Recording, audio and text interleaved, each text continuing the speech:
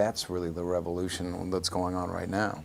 I mean, every performance that I do now, you can go on YouTube and see selected songs from it. Right. That's never been there before. That is what is the grunge of right now. For the first time, it made me feel like the earth itself is like something to really be treasured and really be protected.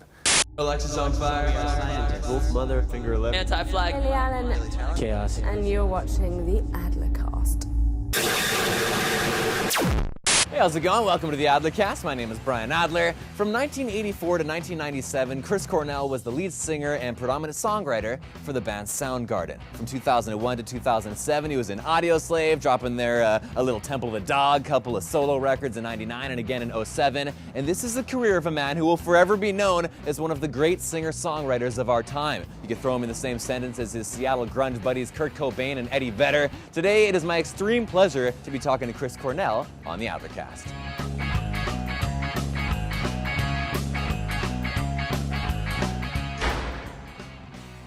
Is there a different level of pride that you can take in performing a song that is completely 100% Chris Cornell?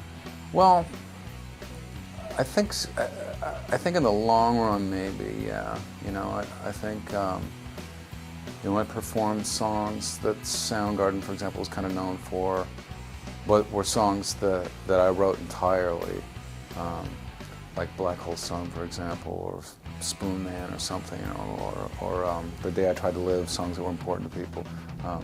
That even though it was a song I wrote for a band, I still have it. I still feel like, you know, I remember when I wrote that song. I remember what room I was in, what I was thinking. So it's the same thing as a song that would be on one of my records, you know, a solo record. But even having said that, there are songs that I've co-written with other people that I feel just as proud of, I guess, you know, or I love performing.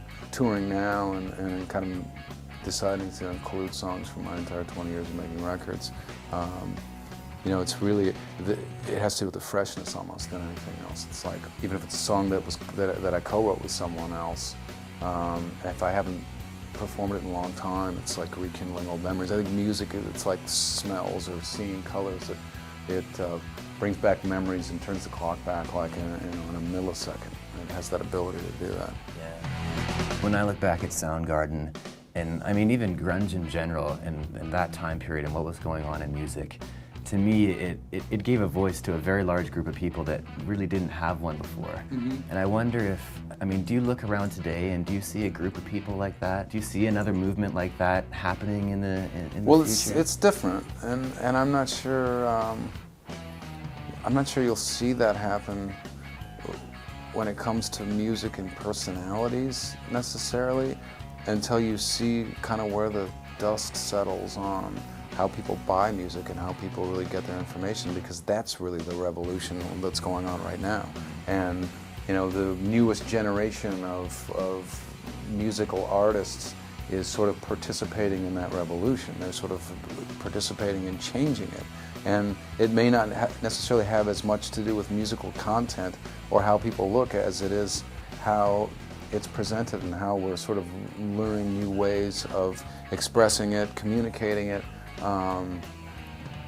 listening to it, receiving it, seeing it. I mean, every performance that I do now, you can go on YouTube and see selected songs from it. Right.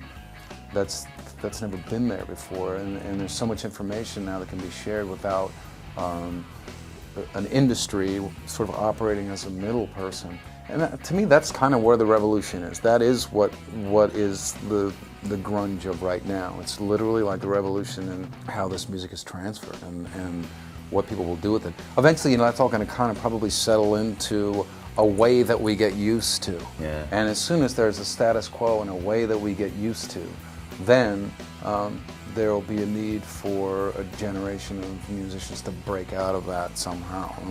And you know, then it probably will be more to do with musical content. For the first time, it made me feel like the earth itself is like something to really be treasured and really be protected.